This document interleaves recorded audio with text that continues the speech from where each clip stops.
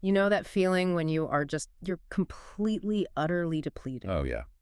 Like deep in your bones. Exactly. Not just physically tired after a long day of work, but that deep, chronic, modern burnout. Right. Your brain feels like a web browser with 100 tabs open, the fan is spinning super loudly, and you just want someone, or really something, to come along and carry you away from every single one of your obligations. To take the wheel for a minute? Yeah, you don't necessarily even want to sleep. You just want to check out of reality for a minute and let someone else drive. It feels like a distinctly modern affliction, you know? Yeah. We tend to think that being worn down by the sheer velocity of information and the constant pings is a byproduct of our current technological era. Which makes today's topic so incredible because today is Monday, March 30, 2026. And, well, we think we invented this specific flavor of exhaustion, but someone mapped the exact architecture of this feeling over 60 years ago. They really did. So today's deep dive is looking at a comprehensive 10-part analytical text that unpacks one of the most debated pieces of art of the last century, Bob Dylan's Mr. Tambourine Man. And we should establish right up front, we are not here to do a dusty chronological music history lesson. No, definitely not. We have these incredible sources, and we're unpacking the underlying mechanics of this song because it functions as a masterclass in how to process overstimulation. Okay, let's unpack this, because usually when we think of a classic pop or folk song, we expect a straightforward narrative. Right. Guy meets girl, guy loses girl. Exactly. Or a hero goes on a journey. We expect a beginning, a middle, and a definitive end, but Dylan completely abandons that structure here. He throws it out the window. So the mission of our deep dive today is to explore how he uses ambiguity and uncertainty. Not as flaws, right? But as highly calibrated tools designed to capture that exact feeling of modern exhaustion we just talked about. To create a temporary passage out of reality. The brilliance of the song's opening is that it starts from a place of intense, almost paralyzing fatigue. Yeah, the speaker isn't triumphant at all. No, not heroic, certainly not energetic. He is described as being completely worn down and emptied out. My senses have been stripped, my hands can't feel to grip. It's so visceral. It really is. And what is crucial to understand about the mechanics of this song is that it does not offer a self-help solution. Right. It doesn't give the listener a five-step program to beat burnout and get back to being productive. Instead, it offers a concept the text calls transit. Transit. Yeah. It takes weariness, which we usually view as a roadblock, and it turns it into a point of departure. So exhaustion isn't the obstacle. The exhaustion is the actual vehicle. Precisely. And that specific framing, it clearly struck a massive nerve because Dylan has played this song live over 900 times since its first documented performance back on May 17, 1964. 900 times. That's staggering. Right. You don't return to the exact same, 900 times over 6 decades, unless the water has a very specific, enduring mineral composition. And that durability comes from a structural technique known as controlled indeterminacy. Wait, controlled indeterminacy? That sounds like trying to steer a cloud, you know? How do you actually build that into a piece of music? It sounds like an oxymoron. It does, but it's a brilliant mechanical trick. To build controlled indeterminacy, you have to give the listener a very clear grammatical spine. Okay. In this case, there's a direct address and a clear command. Hey, Mr. Tambourine Man, play a song for me. Right, that makes sense. It's a sturdy, recognizable sentence structure. Exactly. But once that spine is established, Dylan systematically destabilizes every single thing around it. The setting constantly shifts. The imagery dissolves. Evening's empire has returned into sand. Oh, wow. The destination is completely undefined. You don't know if the speaker is following a literal piece of music down a street, or if he's retreating into a childhood memory, or if he's just hallucinating from severe sleep deprivation. Which, I'd argue that's exactly how we cope with burnout today. Think about you, the listener, right now. When you are completely fried at 11 p.m., you might start doom scrolling for 2 hours. Oh, definitely. Or maybe you order a rideshare and you barely even care what route the driver takes. You just want to be in motion. You want to go anywhere but here. Just take me away. Exactly. But mechanically speaking, in the context of the song's narrator, is he trying to recover his lost sense of self? Or is he trying to completely abandon his identity and disappear? What's fascinating here is that the underlying architecture of the song refuses to force a choice between those two outcomes. Really? Yeah. The engine powering the entire narrative is a surrender to momentum. If the speaker were decisive and knew exactly what he wanted to find, it would just be a standard hero's journey. Right, he'd be on a quest. Exactly. Instead, he exists in a state of semi-dispossession. Semi-dispossession, meaning you aren't driving the car, but you aren't locked in the trunk either. That is the perfect way to visualize it. You're just sitting in the passenger seat of your own mind, completely available to whatever happens next. He is entirely available to be led. And artistically, that legitimizes indeterminate experience. Think about our current culture. Everything has to be hyper-productive, optimized, and ruthlessly over-explained. Oh, totally. If you take a walk, you need an app tracking your steps to ensure you burned enough calories. Exactly. This song is a direct, radical counter to that optimization. It validates the act of simply surrendering to movement without having a destination in mind. Which leads to a really interesting mechanical problem.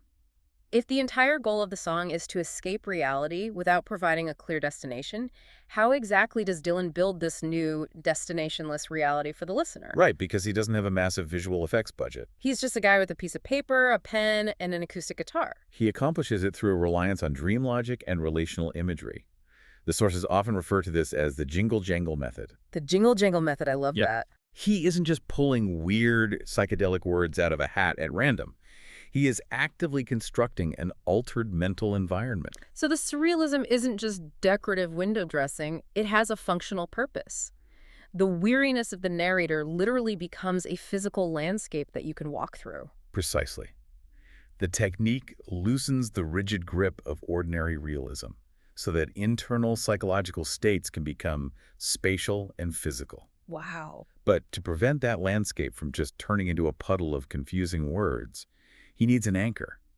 And that anchor is the title character himself. The duality of the name Mr. Tambourine Man is a stroke of genius. It really is, because Mr. sounds so bureaucratic, right? So ordinary and social. It sounds like a guy you'd make small talk with at the bank. Exactly. But then you attach Tambourine Man to it, which sounds archaic, theatrical, almost like a traveling mystic from a different century. That collision of the ordinary and the mystical creates an elastic symbol.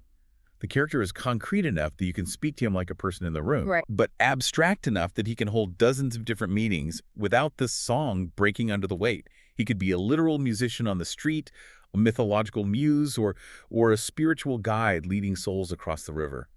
He holds all those possibilities simultaneously. I want to push back on that for a second, though. Sure. If I'm completely mentally exhausted, I don't usually conjure up a guy in a suit with a tambourine to talk to. I just stare at the ceiling and drift off. Fair point. So why does the song even need this second figure? Why couldn't Dylan just write a brilliant, poetic monologue about his own subjective exhaustion? Why involve this Mr. at all? Is he just projecting his own lost energy onto an imaginary friend?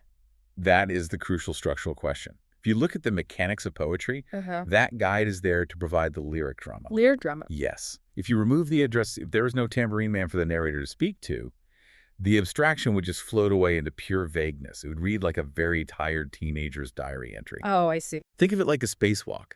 If an astronaut steps out of the capsule without a physical tether connecting them to the ship, they don't go on a journey.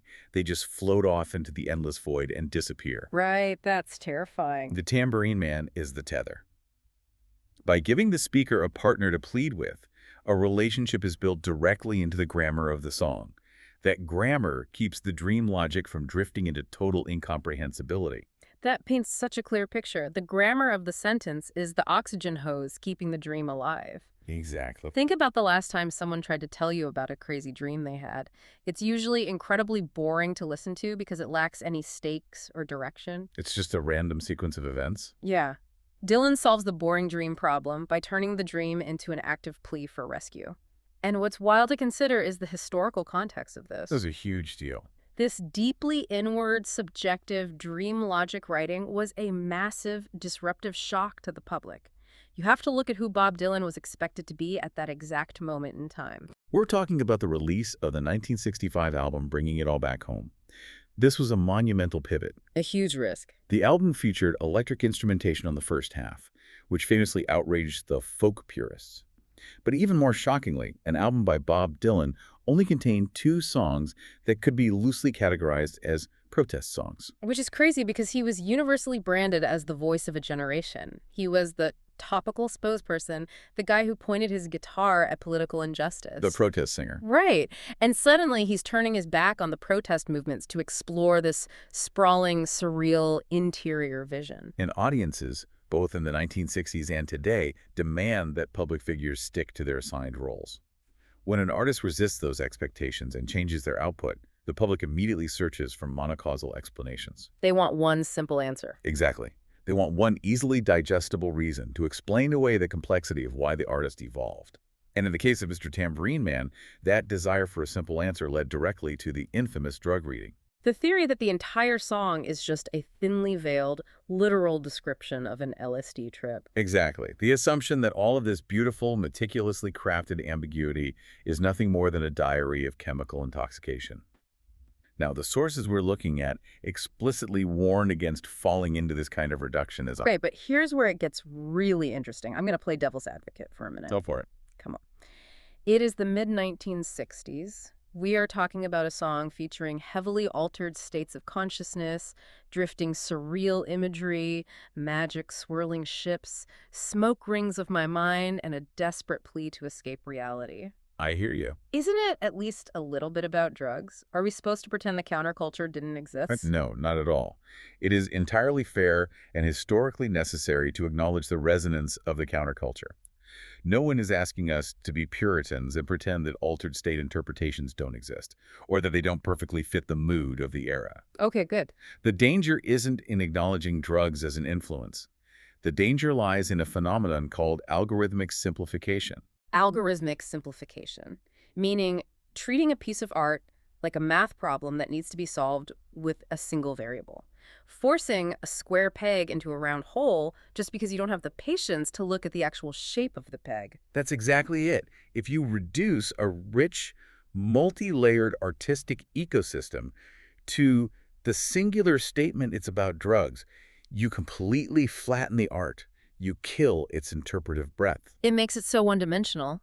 A drug reading might perfectly explain the loosened sensory field and the shifting colors of the lyrics, but it completely ignores the profound existential weight, the artistic longing, and the deep spiritual weariness embedded in the song. Right. To really understand a piece of art, your interpretation has to track what the text calls textual pressure, not just cultural expectation. Textual pressure. I love that concept. It means that if you introduce a rigid foreign theory into the ecosystem of the song, like the LSD theory, the actual words of the song will push back against it. Yes, they resist it. There are too many lines about ancient historic sorrow that simply don't fit the narrative of a simple acid trip. Because if a song's lyrics are truly flexible, a lazy listener can always force those lyrics to confirm their own preconceived theory, provided they just stop testing alternative ideas.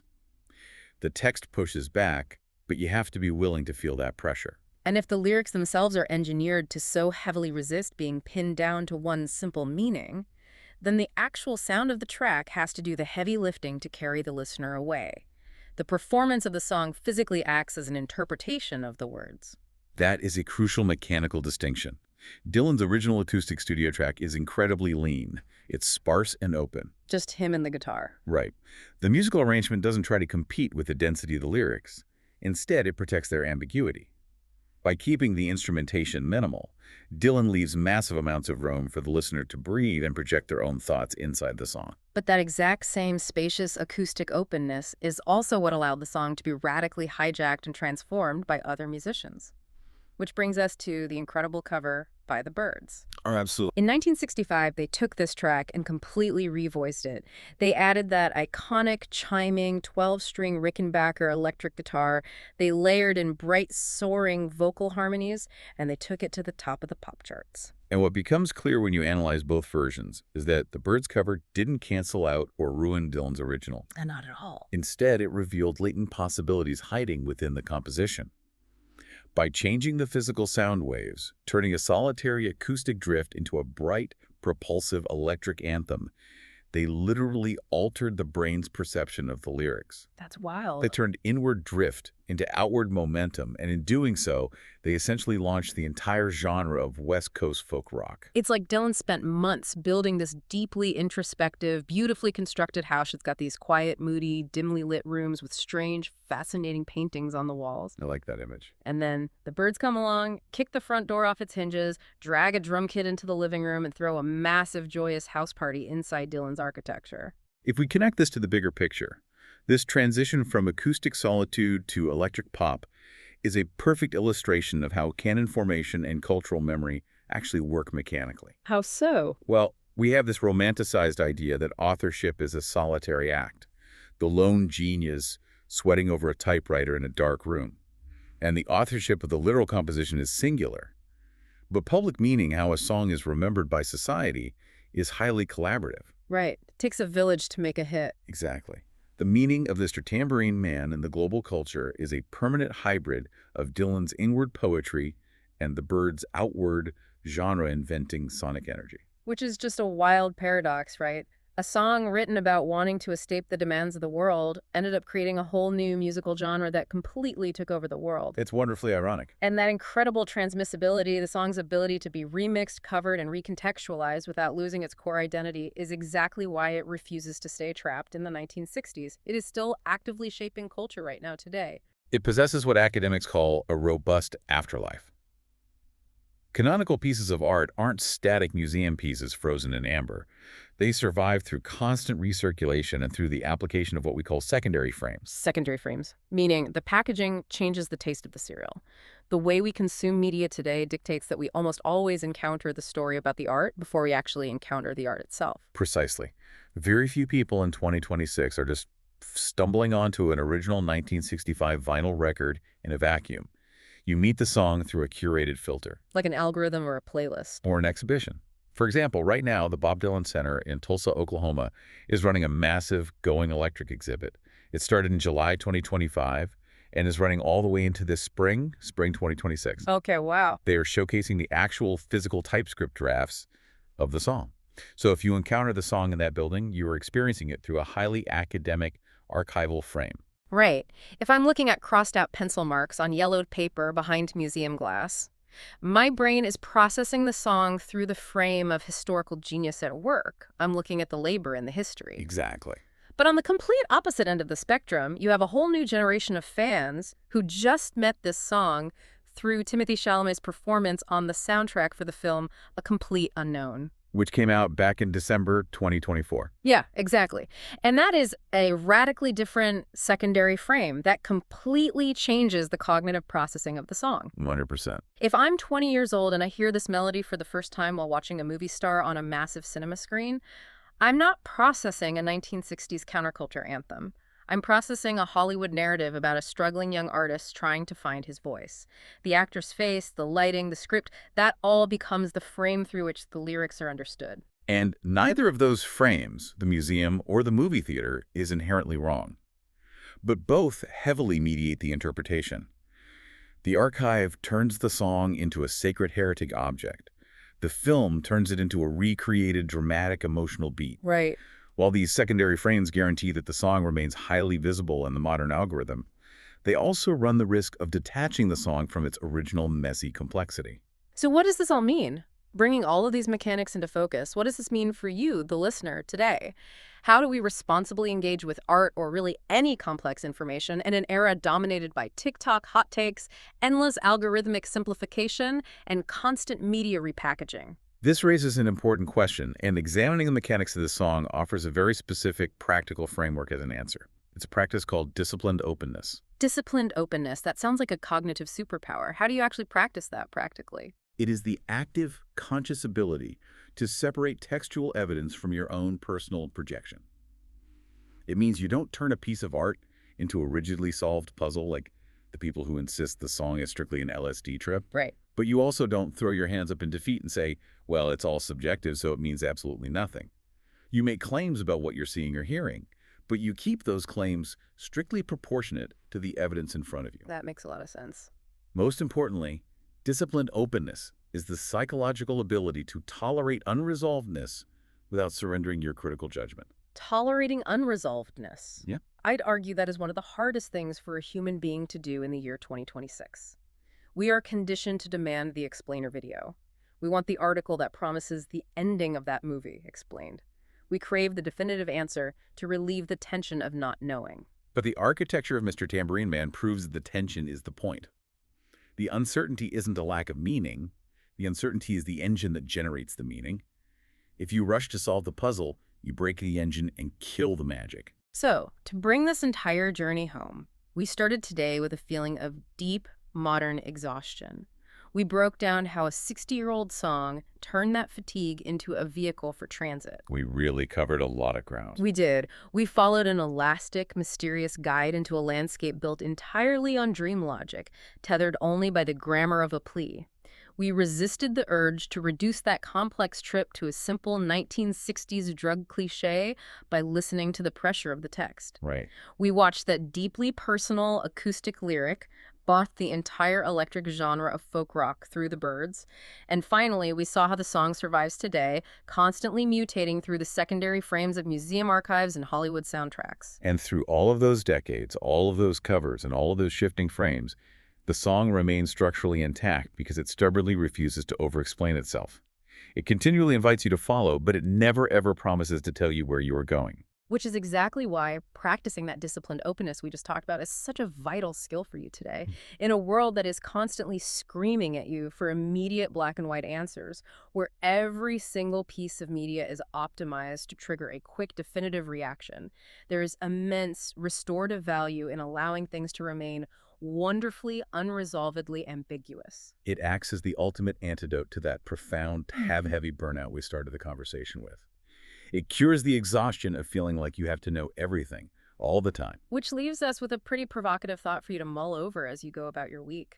If the enduring, multi-generational power of a masterpiece like Mr. Tambourine Man lies precisely in the mechanics of what it actively leaves unsaid, what does our modern obsession with explainer culture and finding the definitive true meaning behind every single piece of pop culture actually cost us?